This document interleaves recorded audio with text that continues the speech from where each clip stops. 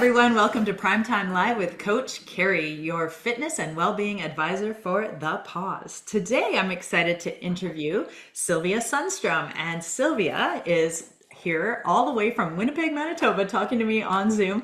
I'm going to read her bio, and then I've got some questions for her, and we're going to get personal with Sylvia. She will tell us her story. Sylvia is a seasoned professional in the dental and healthcare sectors. Her deep understanding of office operations and clinical practice led her to expand into human resource management and staff development. In addition, she has emerged as a respected advocate and voice in women's health. Known as Sassy with Style on Instagram, she has built a thriving community that supports women navigating menopause and midlife.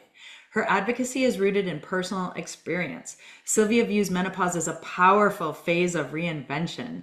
Her work now includes facilitating wellness workshops focused around women's health. She is a dynamic speaker and MC. She has been featured on numerous podcasts, magazine editions, and has appeared on Global News and CGOB Radio. I remember Global and CGOB because I'm formerly from Manitoba too. Hi, Sylvia. Welcome to Primetime. Hi, Kary. Thank you so much for having me. I'm excited to be here with you. Yeah, and I love hearing stories from our group members. So you're a member of our group on Facebook, the Pause group, and I love hearing real life stories. It's great to have, doctors and nurse practitioners, but we want real women to talk about their stories and journeys too. And I knew you would be a great interview because you've done so much work to help women understand menopause, because I think you were doing it before it became really popular. So tell us, what was life like before menopause? Because you have a story about, surgical menopause. So tell us, what was life like before menopause, Sylvia? So life was busy. I thought I was very healthy. I did a lot of reading. I tried to stay in shape. I tried to eat all the healthy foods, the whole wheat bread, the brown rice, the smoothies, all the things that were in at the time. I was very fortunate. We have a beautiful family, raising the family, busy with activities. My parents were still alive, and my mother-in-law was here, so helping them out, working full time, working part time as well. My husband and myself had a business. We were CPR instructors. So just busy, busy, working out, rode my bike to work every day. Did all the cardio I could get because, PX90 and all that stuff was going on during, that time. So tried to always stay healthy and thought I was doing all the right things. Mm. And for you, so here you are, sounds like a lot of women that I know, just having a nice Yeah. life, taking care of kids, going to work, having a great family, probably not thinking anything about this thing called perimenopause, menopause. And you, at age 49, were put into surgical menopause. So, what I would like to know, and what I'm sure our listeners would like to know, were you prepared? I hope today it's better than it was then, but were you prepared for what would happen or what menopause meant or what you could possibly expect? Did any healthcare provider have a discussion with you about that? So I'm just going to give you a brief background, Carrie. My mom was diagnosed with ovarian cancer. Mm. And because she was diagnosed with ovarian cancer and became terminal, the doctors back then in 2007 said, let's do a test called the BRCA. We're going to Mm. test you to see if you have the BRCA gene. So fast forward, Angelina Jolie, also her mom had the BRCA gene. She was diagnosed with the BRCA gene. So she had opted for a double mastectomy, Angelina, Mhm. as well as later on she opted for, I believe, hysterectomy. I'm not quite sure on that. With my life, my mom's had passed away, and her test results came back after she passed because it took them 4 years. Because again, this was back in the day. Right. And so I was called to the doctor's office. They gave me the results. She indeed was a carrier. What does that mean for me? Well, that means I have a 50% chance of being a carrier, as do my siblings. So I Mm. said, okay, well, I'm healthy. I have a totally different lifestyle than my mom. I'm fine. I'm going to be okay. So total denial, head in the sand, right? Didn't even look into it. I just, so 7 years later, as I mentioned, Angelina comes up. So it's called the Angelina Jolie effect. So a lot of women were getting double mastectomies and, getting gene tested and all this stuff. My kids were older then, they had girlfriends, so I was looking into the future. How is this going to affect my children and my future grandchildren? So Mm, I thought, fine, I'll go get the test, And my husband was really, you don't have to do this. You're fine the way you are. You don't have to do this because once you open that Pandora's box, you can't go back. yeah. So I went and had the test done, and sure enough, I am a gene mutation carrier. So all women carry the BRCA gene. It's when it Mhm. mutates, or if you're a carrier of the mutation, your chances of getting breast cancer and ovarian cancer are a lot higher than the general populace of women. Right. Now, having said that, ovarian cancer is very sneaky. It's known as the silent killer. Mm, There are no screenings. So once you have it, and you can have a blood test to hmm. confirm that you have ovarian cancer. But the symptoms of ovarian cancer are, you know, I'll just give you two, upset stomach and diarrhea. So, I mean, that could be a Pepto-Bismol Anything. commercial, right? Yeah. You know, so I thought, all right, I'll go the preventative route. What are my options? Well, my options were double mastectomy or having my ovaries and fallopian tubes taken out. I didn't want a double mastectomy because I was still going for screenings. Again, breast cancer screenings, you've got lots of options there. Mhm. And I thought, well, again, silent killer. My mom passed away young. She was 68 when she passed. I thought, I'll go for this preventative surgery. Mhm. Once I had the surgery, that's when I hit the wall with all the menopause symptoms. And there are more than 25 menopause symptoms, and I probably had all of them the same night. Wow. There was not a lot of support from the doctors. They just kept saying, you will be in surgical menopause. You will be into menopause. But what does that What mean? is that? Yeah. Or here's a pamphlet. Why don't you read about what's going to happen? So it was a twofold for me. I had never had surgery before. So I think just having the anxiety part of me of going into the surgery. And then honestly, Carrie, that night I had my first night sweat. And then all the things that went along with it, the anxiety, the brain fog. I couldn't remember the name of a fork, I'm setting the table and I was missing a fork, and I was trying to tell one of my kids to go get me an extra fork, and I was just like, somebody shut my brain down. So there are Mm. so many symptoms that you experience along the way that you have no clue what's going on. Mm. And just to qualify, because you keep saying back then, I'm thinking people are probably looking at you going, well, how old is she? Because she looks great. At least I'm thinking that. Yeah, like you're 60, right? I just turned 60 in May. Yeah. So we're talking about 11 years ago. Correct. Yes. Right. 11 years Before ago. menopause. And I'm sure you've seen a big, just to get off topic Oh, for a bit, you've seen a big, what are you thinking in your mind yeah. as you see all this stuff out in the media now and all these experts Yeah. and Yeah. looking back Yeah. at your own story? Right. What do you think, right? Yeah. Well, I'm thinking two things. I'm thinking, how come nobody was listening to me when I was talking about this back then? But I'm also thinking, great, because that's the whole point of me doing this is to tell the next generation of women that this isn't your mama's menopause and you can change it. And it's not a disease. It's a phase that we go through in life. If you're fortunate to have ovaries and you're fortunate to be a mom, so you go through maiden, mother, and Crohn's phase. So Mhm. as women, we go through these phases naturally. And that's the key word. You're saying you're experiencing them. So as a woman in menopause, we're experiencing little sprinkles of Mother Nature going, hey, this is your time. This is the next phase you're going into. With surgical menopause, everything at once. And Mm. again, we're all different. So my everything at once may not be someone else's everything at once. Mhm.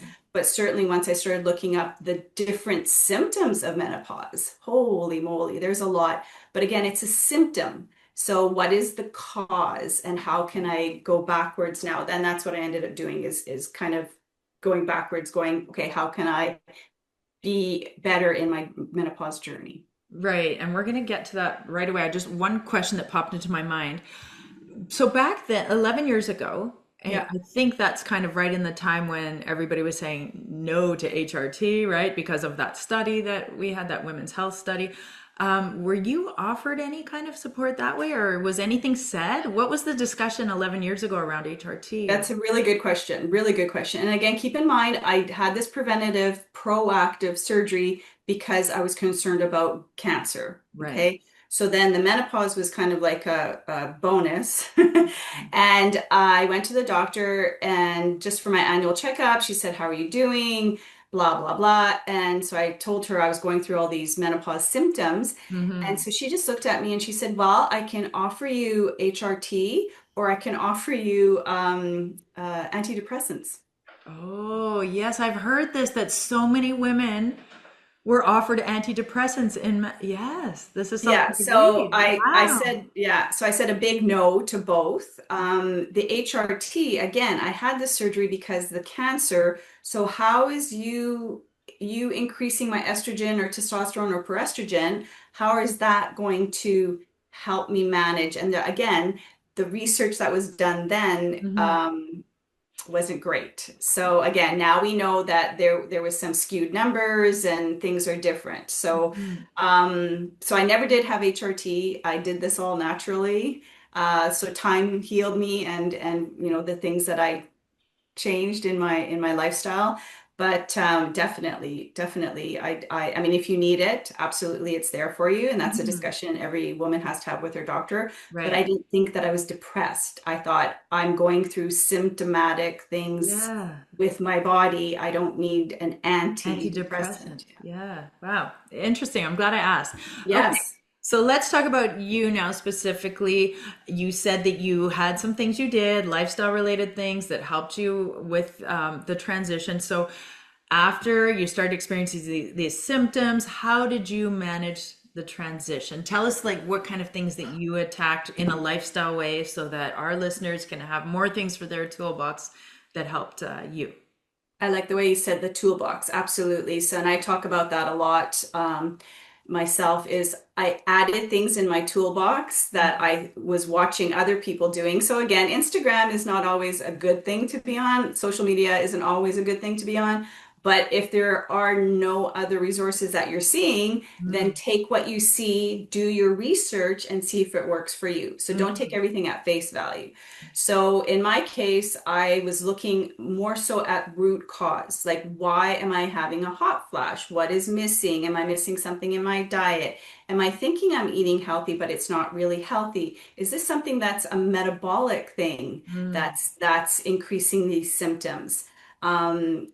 And again, the usual gaining weight, hot flashes, all mhm, that stuff. If you get your body into a state of homeostasis, then you may not be experiencing the symptoms as much. So, what I did was I ended up looking at my whole lifestyle with my husband as well. And so we said, how are we going to tweak things so that I'm not going through all this stuff and I'm enjoying my, later years, my midlife. So, number one was nourish. So, the food that we eat, how am I nourishing my body? What am I putting into my body? And what am I putting on my body? What mm, am I using at home that's hormone disrupting? What am I using at home as far as cleaning chemicals, as far as makeup, so that's a whole thing. What wow. am I eating? What kind of whole foods am I eating?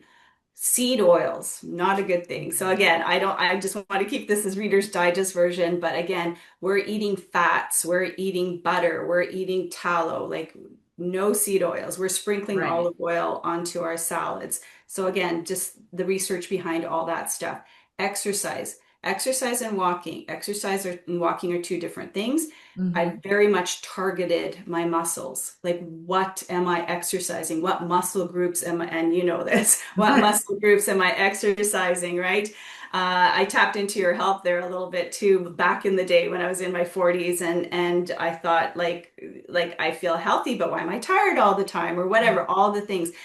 And sleep, you can nourish your body and you can exercise and you can walk all you want. But if you don't have good quality sleep and your Mm, cortisol levels are too high, then all the stuff that you're doing isn't metabolizing properly in your body as well. And number four is faith. If you mm, have a faith and you'd like to lean into it more, I think it's a good idea. If you just want to be spiritual and just have gratitude, I think it's great that you do your gratitudes. For me, that's what I did. Like somebody said, keep a journal. I can't. I'm not good at journals at this time in mhm, my life. I was great when I was little and I kept diaries of everything, went to the store today and saw that cute boy at school. But now I just do them out loud. I'm thankful for my life. I'm thankful for whatever I'm thankful for that day. And I do it every single day. mm, I try and do more grounding. I try and get outside 20 minutes. into the sunlight and, let the dogs out and just appreciate the new day. So really slowing down and really micromanaging or being very mindful throughout the day of Mm. my life and how I'm leading it. I love it. And that's exactly how I felt when you said slowing down. I'm like, that's exactly what I did. As I started having things go on in my body that I wasn't sure why this, why that, why do I need a doctor for this? Do I need the chiropractor? What's going on here? Why is my hip sore? Why is my elbow sore? Why am I waking up at 4 a.m.? Like all the little things, right? And you don't realize then your period starts getting irregular. That's when I kind of clued in and said, oh, okay, because I was in my 50s. I'm like, Yes. obviously Yeah. this is coming. Thinking that I was just going to stroll on by because I was so fit and healthy. But luckily, I didn't have the vasomotor symptoms. And I believe that's probably from the lifestyle and the anti Yeah. inflammatory lifestyle and everything, and the exercise and the muscle tissue and the balance that I had created, thank God. But yeah, it was like I had to slow down. I really, at this phase of my life, didn't want to be moving fast anymore. And people that know me know I'm pretty quick. Like, I like to walk fast, I like to move fast, I'm fast in the gym, I talk fast.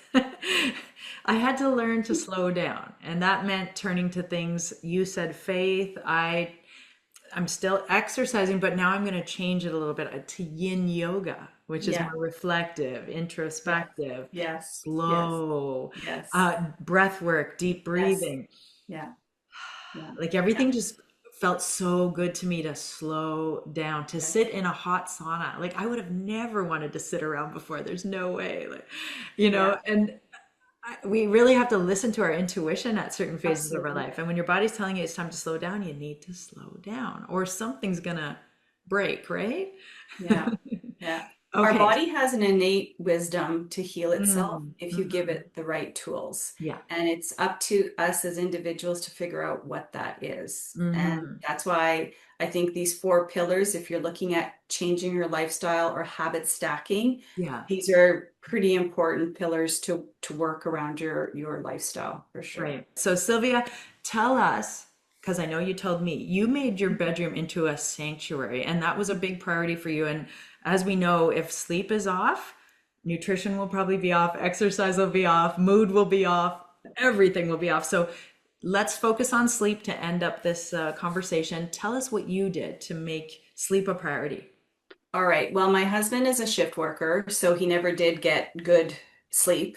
Mm. And when he retired, he was the catalyst that said, we're going to do add on again, habit stacking. Prior to that, while I was going through my hot flashes, night sweats, all the things, I did a little bit of research and again looked at natural products. So bamboo sheets. Mm. I had a Tencel, Tencel Mhm. sheets and Model clothing, like non-stick clothing. Right. So trying to keep myself cool. That's number one, is you have to make sure that your room is quiet, dark, and cool. Mm-hmm. So again, my husband was great using the earplugs. I couldn't use the earplugs for whatever reason. So I distracted myself by listening to calm music. Mm. So, dark, we actually ordered blackout blinds. So, and cool, well, again, the sheets will keep you cool. Whatever you're wearing will keep you cool. And I wanted an overhead fan. He won, so I just got a bedroom fan. So, but again, it oscillates and it just keeps you cool. So, Yeah. um, that's the sanctuary. I mean, we have no television in there. We don't read on iPads or anything. If we do read, it's old-fashioned books that we're reading, and truly, it's keeping yourself on schedule. Like every night, you want to make sure you've got a set bedtime, if you will, Mm. and you're telling your body, oh, it's 10 o'clock, it's time to go wash your face, blah, blah, blah. And then you go to bed by 10:30. So whatever you're doing in between that every night, and you're trying to, optimally go for 7 to 9 hours of sleep. When I was, in my prime in my 40s and doing all the things, I thought it was a good night when I got 4 to 6 hours of sleep. Right. Wow, I got, that it's quality, right? And you Hmm. want to make sure it's quality. So I mean, I'm saying 7 to 9 hours, but some people can get 9 hours and not have good quality sleep and just have Yeah. seven and be ready to go. My husband used to say, "Don't poke the bear," because I would get out of my bedroom just miserable, walk around with my coffee cup, and he'd just like let me wake up in the morning. Now, like we're traveling together and we're up and we're ready to go and we're in sync very much so. So again, I think no screens, the usual stuff, no screens. And again, like when I lie down and my head starts spinning and my little voice is telling me all the things that I should be doing, or I Mhm. forgot to do that day, or I have to phone so and so tomorrow, or why is my child doing this, or why are my parents doing that? You really have to shut it down. So whether that means getting up and going out and getting a glass of water or distracting yourself and coming back again, you can't let that take over. And I know it's hard to do because anxiety does play Yeah. a huge part in menopause. And that's when your breathing comes in handy as well. Mhm. So again, if you're focusing and distracting yourself from that, you're eventually going to put yourself into a calmer state, you know. Mhm. Mhm. You have to work with your parasympathetic nervous system to just Yeah. calm yourself down. If it happens, it's going to happen. Life happens. Just try not to stay in it. Try and do something the next day to prevent yourself. Don't beat yourself up. It happens, right?